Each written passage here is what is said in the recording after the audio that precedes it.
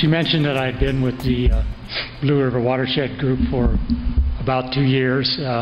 Previously, I was a board member, and we were sitting around and trying to figure out a way to improve what we were doing and our effectiveness, and to also come up with a plan that would offer us sustainability over a period of time. And we thought that because our mission statement said we would promote, protect, and restore a healthy Blue River Watershed Group, we thought that by collaboration, and I want to really emphasize that, only through collaboration could we help restoration projects.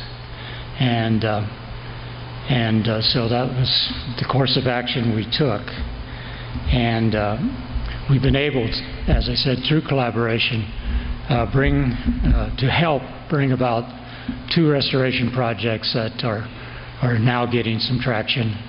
And then on a timing nature, some mining reclamation has been going on forever and ever in Peru Creek, primarily focused around the Pennsylvania mine. That now has new traction, and that's going to be the major focus of what I'm going to talk about today, because there's some new things happening there, and finally has got things rolling again. So it's going to be interesting to see what happens there. I'm very briefly going to mention the 10 Mile Creek restoration. And why am I doing that? Because it's right on the other side of Fremont Pass. And so for all you Leadville people that drive by there, hopefully you'll be able to see it in progress one of these days. If you are familiar with the area around Copper Mountain Resort, from the Conoco station up to the other side of the new corn lot, which is a parking lot. Part of it hasn't been built, but there's about a stretch of 1 mile of river that, for the most part of it, the river it looks like a floodplain, because it's been a victim of construction and mining, and a railroad and different things have happened. So that in those areas the river really doesn't exist. But where it does exist, it comes right up to Highway 91 and receives sedimentation and pollution from the highway, directly from the highway. So in that area, it's located in the wrong place. So the goal is to bring the river back to its native riparian state. And also Summit County will be placing a rec path alongside of the river, and they'll be working on that this summer. So you will see some activity. This project is actually shovel ready, and we are just in the process of trying to locate some implementation funds. Otherwise, we'd be working on this project. And I want to mention collaboration. I shortly want to mention the groups that are involved. The U.S. Forest Service, Colorado Division of Wildlife, Climax Molybdenum. And I really want to point out that they have made very substantial commitments of resources to this project. And I also would like to point out that Climax accepts all of the sewer sludge from Summit County on site, and they mix that basically with wood chips and some other materials, but they turn that into compost, and it's used for all their restoration. And that's been a very successful program, both for them and Summit County. So I want to point that out, that they're a really big player on this project. Copper Mountain Resort, of course. I'm going to only use the long name on this group one time, and then I'll abbreviate it. It's the Northwest Colorado Council of Governments Water Quantity Quality Committee. And they've been the leader of water quality issues, not only in our county, but in about 6 other counties. and great organization for everyone. And I will mention the Keystone Science School and the Friends of the Dillon Ranger District are other partners. I will move on to what you see here is the Upper Swan River Restoration Project. And let's see. It used to have the logo of the partners here, so I don't see it on here. And I don't know where it went, but I will list those.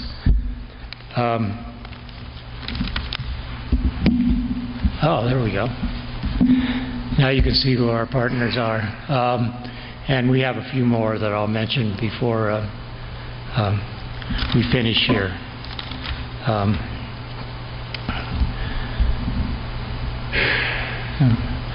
You notice we have Division of Wildlife, Trout Unlimited, Summit County. Everest Materials is going to move a lot of rock from the site, and they're a very big key player. Continental Divide Land Trust is going to develop easements around our new river, and the Colorado Water Conservation Board has given us a grant for the preliminary design of this project, which has already been completed, and then the Colorado Basin Roundtable has given us a grant to complete a 30% design, which will go on immediately. Friends of Dillon Ranger District, Town of Breckenridge, and I will also mention Northwest Cog, QQ, and Keystone Science School.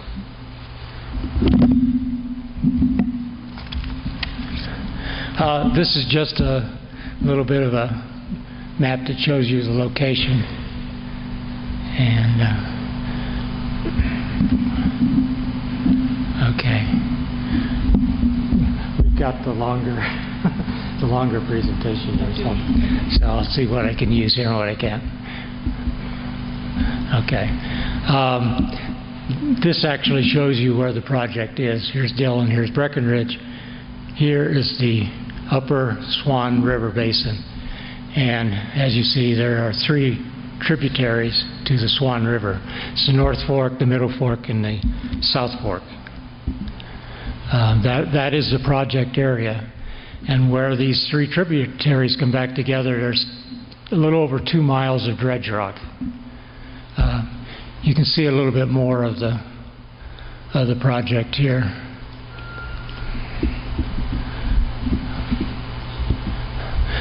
Another thing that we're going to do with this river restoration project is address all the water quality issues of the entire basin.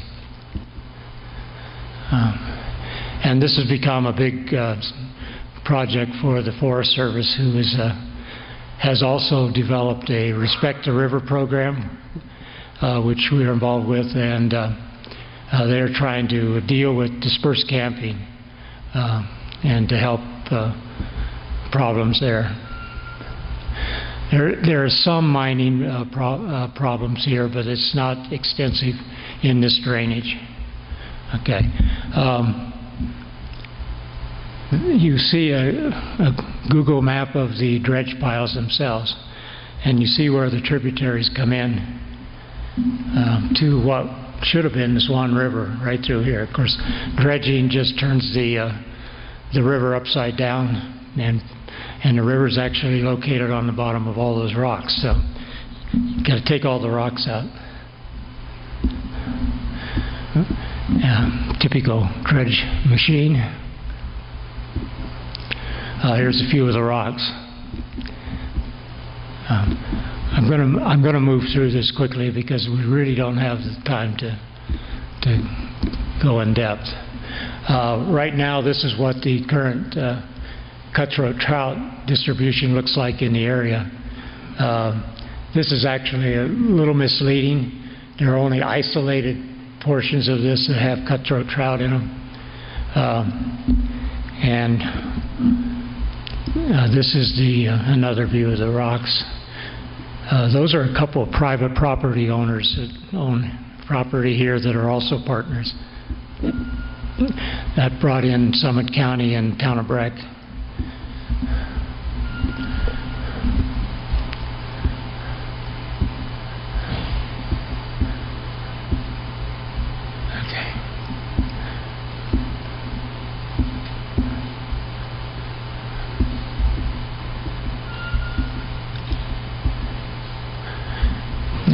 This is the long version, of course. We just don't have time to spend with it. We're going to complete, this was basically a preliminary design that was just completed.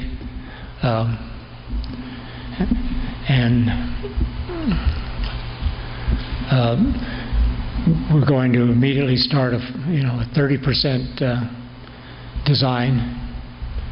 And then we'll be able to develop construction costs and move forward with the project. Go back to that.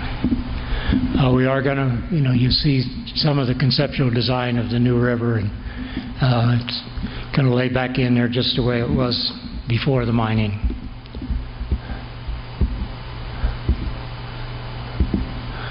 Okay, well, anyway. We won't, okay, we'll stop there. I apologize for this not being the presentation I was planning to give. I had one with 10 slides, which would have fit better with our time schedule. But to finish up, I'd like to highlight the partners here, because once again it's a big collaboration. It's the town of Breckenridge, Breckenridge Open Space, Summit County Open Space, U.S. Forest Service, Colorado Division of Wildlife, Colorado Water Conservation Board, Trout Unlimited. We have the Continental Divide Land Trust, Everest Materials, and then Keystone Science School and the Friends of the Delaware Ranger District, and COG, QQ Committee. And what's so really exciting about this project is the fact that when we remove the rocks, replace the river, we will bring back the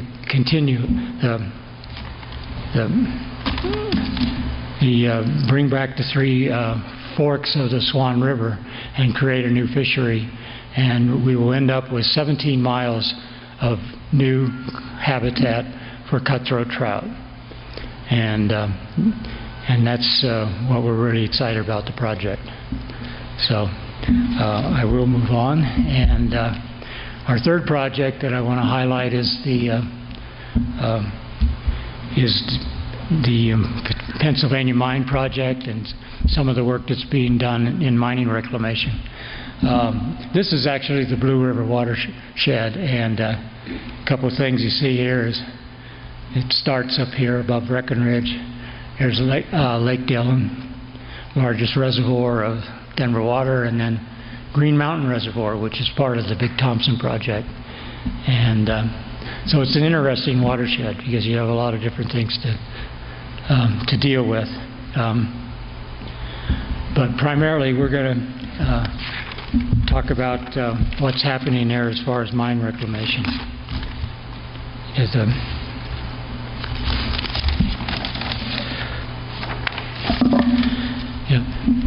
The Penn mine started mining in 1879, and it probably mined over the years. It concentrated on gold, silver, lead, copper, and zinc. Lead, copper, zinc are at toxic levels in Peru Creek, and also manganese and cadmium are also at toxic levels.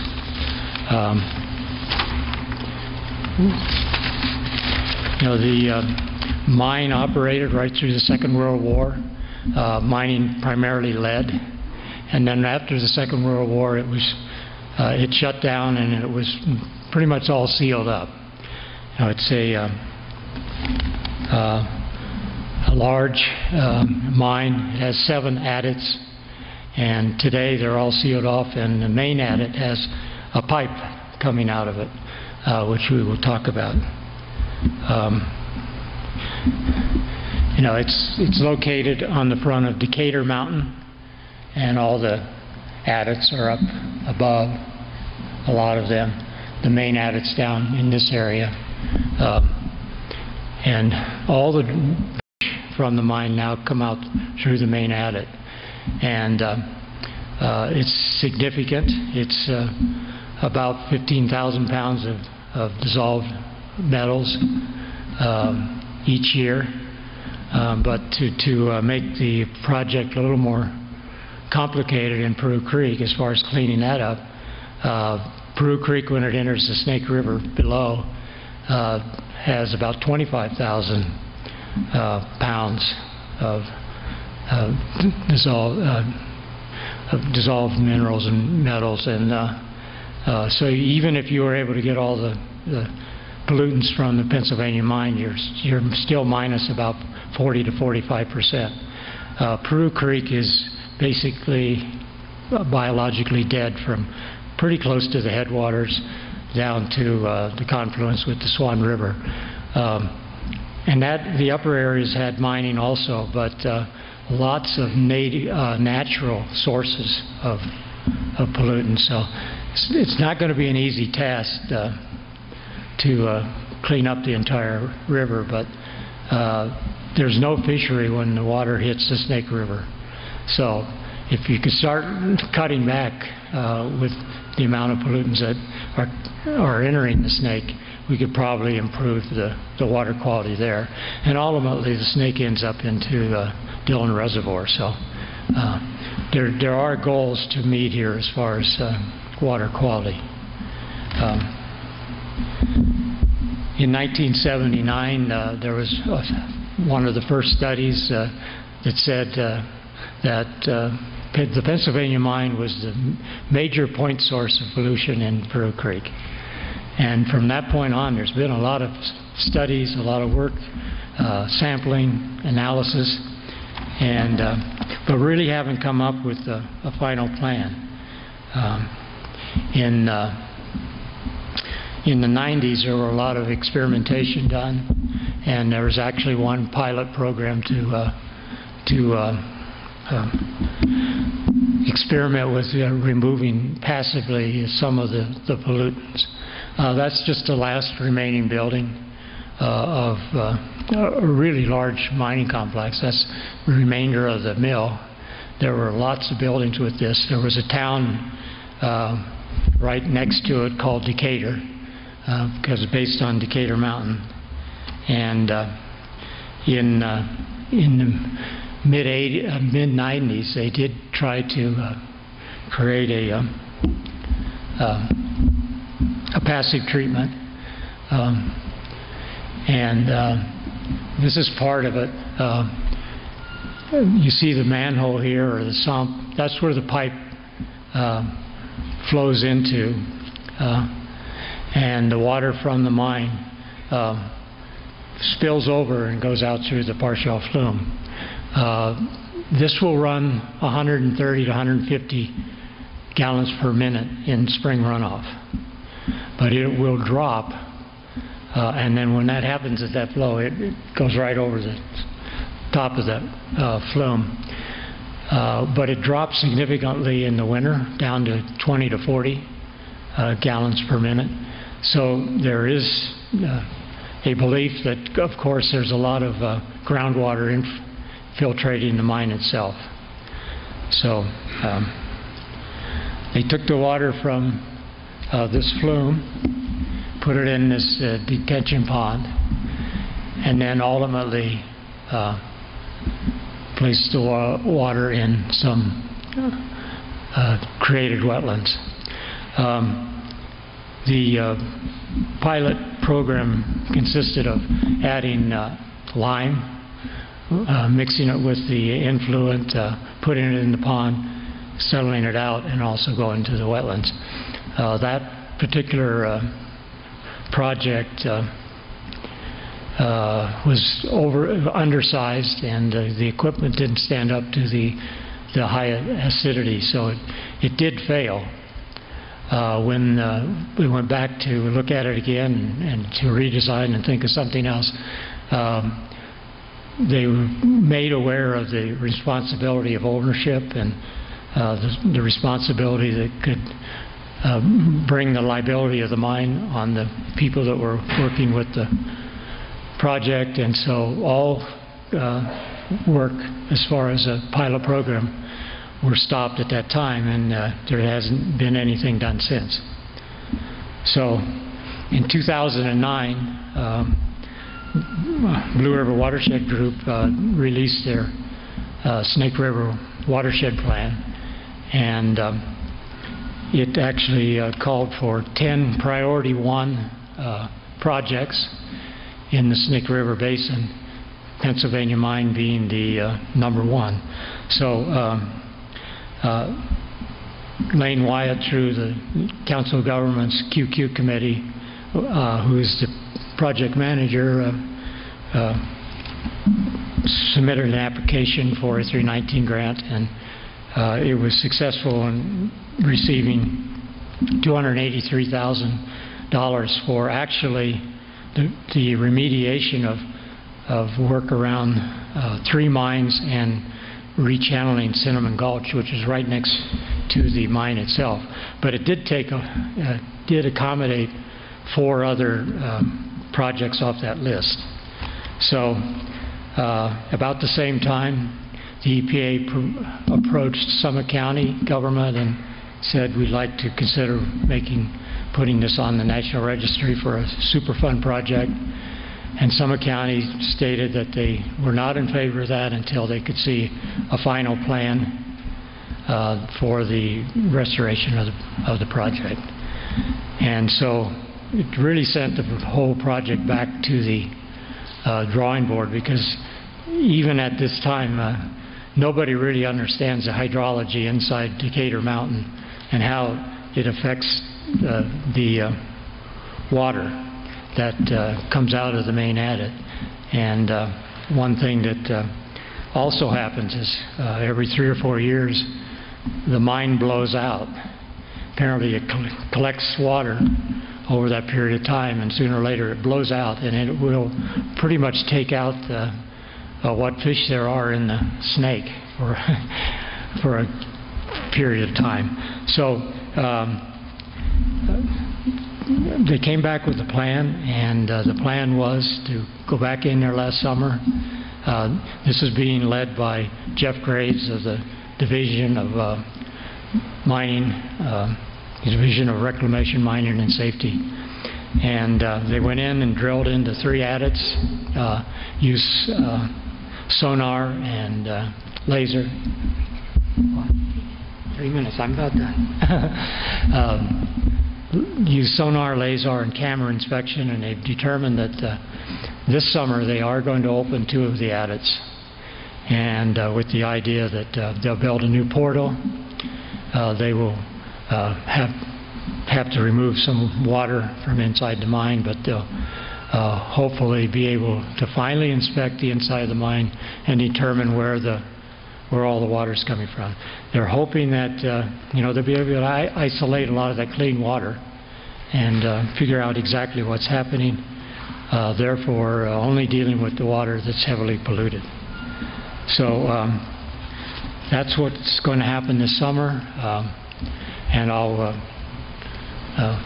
end it there, and it'll be interesting to see what happens, because I've been watching the Pennsylvania mine for many, many years, and it will be great to really come up with a plan to see something constructive happen.